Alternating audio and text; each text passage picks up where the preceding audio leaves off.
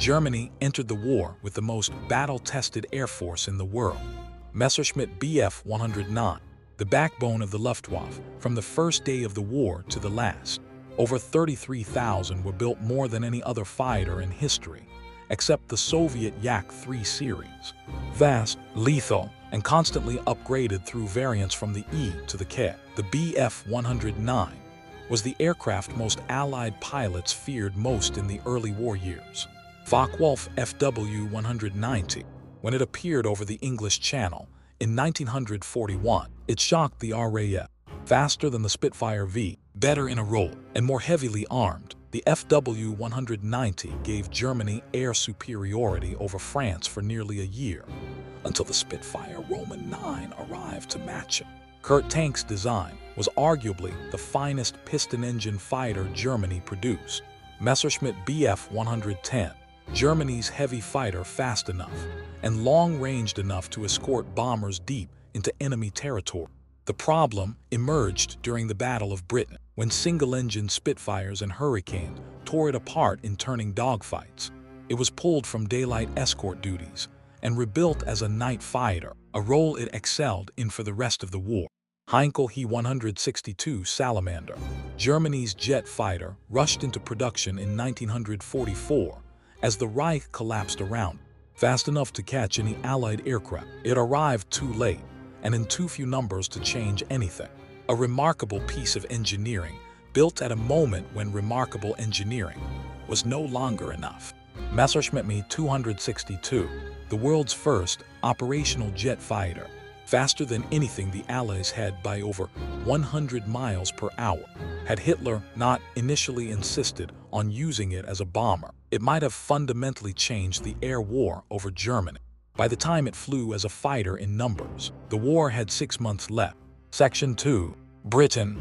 Britain's fighters won the most important air battle of the war, and they did it in the summer of 1940, when a German victory would have changed everything that followed. Supermarine Spitfire, the most famous fighter aircraft ever built. Elliptical wings, a Merlin engine, and an instantly recognizable silhouette. The Spitfire went through more than 20 major variants across the war, improving continuously, until the late Mark Griffin engine versions were as fast as early jets. It fought over Britain, North Africa, Malta, Burma, and every European theater until the war's final day. Hawker Hurricane, less famous than the Spitfire, but arguably more important in 1940. The Hurricane shot down more German aircraft during the Battle of Britain than any other type, simply because there were more of them. Rugged, stable, and easy to repair, it was the aircraft that held the line, while the Spitfire got the glory. De Havilland Mosquito, built almost entirely from wood, fast enough to outrun most German fighters, without carrying any defensive armament. The Mosquito was one of the most versatile aircraft of the war, used as a fighter, bomber, photo reconnaissance plane, and night fighter. Its story is one of the great, they said, couldn't work moments in aviation history. Bristol Beaufighter, a heavy twin-engine fighter that became one of the most feared strike aircraft of the war, particularly in the Pacific and Mediterranean, where its combination of 4 20mm cannon and torpedo capability made it devastating against Japanese and German shipping. Gloucester Meteor, Britain's answer to the Me 262, the only Allied jet fighter to see operational service in WW2. It arrived too late for major air combat, but its development meant Britain entered the jet age alongside Germany rather than behind it. Section 3. America entered the war in December 1941 with good aircraft and enormous industrial capacity. North American P-51 Mustang, the aircraft that won the air war over Europe. With drop tanks, the Mustang could escort B-17 bombers all the way to Berlin and back, something no fighter had been able to do before. Vast, agile, and forgiving, it was the aircraft that finally gave Allied bombers the protection they needed to destroy Germany's war industry. Most historians consider it the finest all-around piston-engine fighter of the war. Republic P-47 Thunderbolt, enormous, heavy, and incredibly tough, the Thunderbolt could absorb damage that would destroy a lighter aircraft and still get its pilot home. At altitude, it was outstanding. At low level, it became the finest ground attack fighter of the war, devastating German transport and armored columns ahead of the Allied advance across France in 1944. Lockheed P-38 Lightning, the twin-engine, twin-boom fighter that defined American air power in the Pacific. Fast enough to catch Japanese Zeros at altitude, long-ranged enough for Pacific distances, and distinctive enough that Japanese pilots called it the fork-tailed devil. It was a P-38 that intercepted and shot down Admiral Yamamoto's transport in 1943, one of the most consequential individual aircraft missions of the entire war. Grumman F-6F Hellcat, designed specifically to beat the Zero, and it did, at a kill ratio of 19:1. Simple, rugged, and fast enough for carrier operations, the Hellcat gave the U.S. Navy air dominance over the Pacific from 1943 onward that it never lost. Vought F-4U Corsair, one of the fastest propeller-driven fighters of the war, initially rejected by the Navy for carrier operations due to poor forward visibility on landing. The Marines flew it from land bases instead, and it became a legend. Japanese pilots called it whistling death for the sound its air intakes made at speed. Section 4. Japan. Japan began the war with fighters that shocked the world and ended it with aircraft that were obsolete. Mitsubishi A6M0, the aircraft that made the world take Japanese aviation seriously. At the war's start, it was the finest carrier-based fighter in the world, fast, impossibly maneuverable, with a range that seemed impossible for an aircraft its size. Allied pilots in inferior aircraft learned quickly not to try to outturn it. Its weakness was structural fragility, and no pilot armor design choices made to save weight that became fatal once Allied pilots learned to dodge, fire, and run rather than dogfight.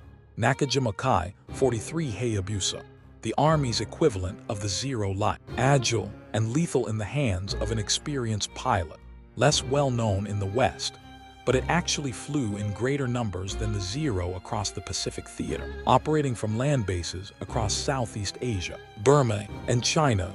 Kawanishi N-1 Keishiden, Japan's best fighter of the later war, fast, heavily armed, and capable of meeting American F-6F Hellcats and F-4U Corsairs on equal terms.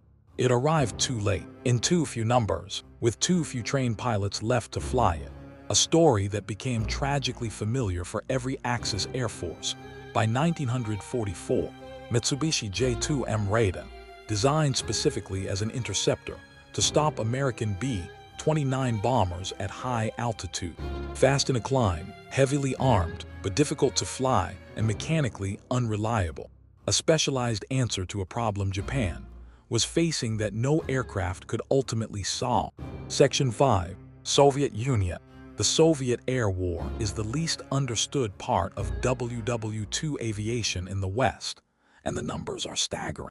The Eastern Front saw more air combat than all other theaters combined, and the Soviet Union ultimately produced over 150,000 aircraft across the war.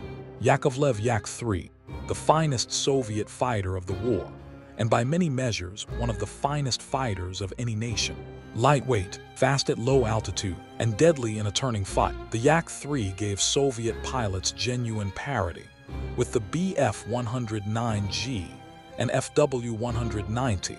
By 1944, German pilots were eventually ordered to avoid combat with Yak fighters below 5,000 meters, an extraordinary tactical concession. Lavochkin La-7, the other great late-war Soviet fighter, heavier than the Yak-3 but equally fast, with 320mm cannon that made it devastating in the brief, high-speed passes that characterized Eastern Front combat. Ivan Kozhedub, the highest-scoring Allied ace of the entire war, with 64 kills, flew the last 7.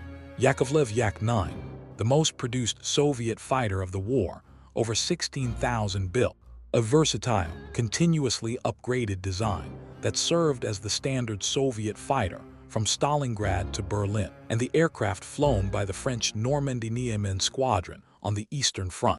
Mikoyan Gurevich Mi-G3, the Soviet high-altitude interceptor of the early war, fast above 5,000 meters, but difficult to fly and dangerous to inexperienced pilots below it.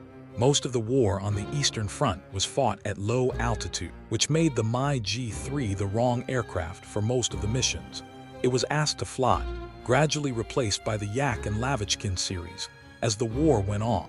Section 6. Italy. Italy's Air Force is perhaps the most misunderstood of the war, often dismissed. WWII-202 Folgore, the aircraft that made Allied pilots over Malta and North Africa take Italian aviation seriously. Vast, agile, and well-built, the Folgore was competitive with the Spitfire V and superior to many of what it faced in the Mediterranean. Its weakness was armament, only 2 machine guns, not enough to bring down a bomber reliably. WWII-205 Veltro, the Folgore's successor, fitted with a German DB605 engine and additional cannon, arguably one of the finest fighters in the Mediterranean theater. In 1943, fast enough and well-armed enough to challenge anything the Allies had. It arrived just as Italy was collapsing as a fighting force. Fiat G.50 Frexia, Italy's first monoplane fighter, and the aircraft that revealed how far Italian aviation had fallen behind by 1940. Slow, lightly armed, and outclassed immediately, it was replaced as fast as the Mackay series could be produced. Region Re.2005 Sagittario, a late-war design that many Italian engineers considered their finest achievement. Fast, well-armed, and genuinely competitive. Only 37 were completed before Italy's armistice in 1943. Another too late story. Section 7. France. We covered France in detail in the previous video in this series, but the key story in the context of every WW2 nation is this. France is the only country in this video that fought under 3 different flags. French pilots flew French aircraft in 1940, British aircraft for the RAF from 1940, 1944, and Soviet aircraft on the Eastern Front with the Normandie-Niemen Squadron. No other nation's air force had a journey like it. The WW2 D.520, France's best fighter, belongs in any conversation about the finest aircraft of the early war period, and the Yak-3s of Normandie-Niemen belong in any conversation about the finest aircraft of the late war period. France lost the Battle of France.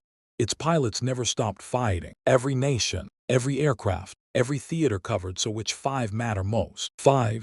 Focke-Wulf FW190, the finest German piston-engine fighter, and one that temporarily gave the Luftwaffe air superiority it hadn't held since 1940. 4. Yakovlev Yak-3, the aircraft that proved Soviet aviation had not just recovered from 1941, but surpassed what it had faced. German pilots feared it specifically. 3.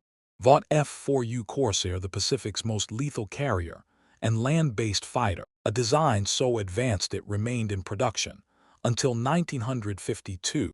2.